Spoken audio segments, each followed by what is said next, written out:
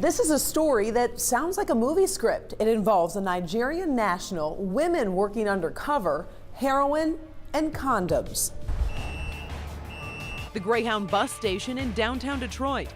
The defenders have found out this was part of a secret criminal plan.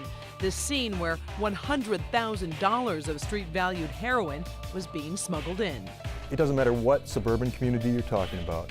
They've all got stories about heroin overdoses, and most have stories about heroin overdose deaths. The mastermind of the plan, according to DEA agents, was this man. I would consider him to be a serious danger. Oluwaseun Akorde. He's a Nigerian national that was bringing in multi-kilos of heroin right directly into southeast Michigan. That's where this downtown Detroit Greyhound bus station comes into play.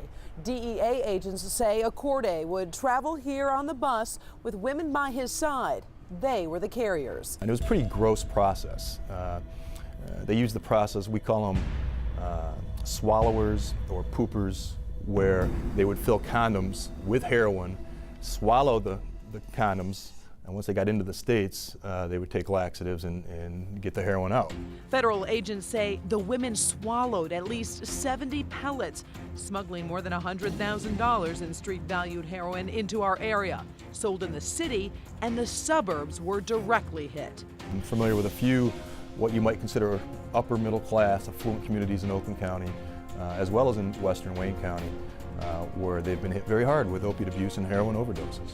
The DEA was able to figure out who was bringing in the heroin. We were able to get direct evidence that Akorde was bringing his heroin right into southeast Michigan, right into Detroit. Agents arrested Akorde, and he was to sign a plea agreement, but he was let out on bond and has never been seen since. He was supposed to show up in court, never did. Maybe not a big surprise to some people, but very unfortunate. So now the hunt is on. Where is this accused heroin dealer hiding? In the city? In the suburbs?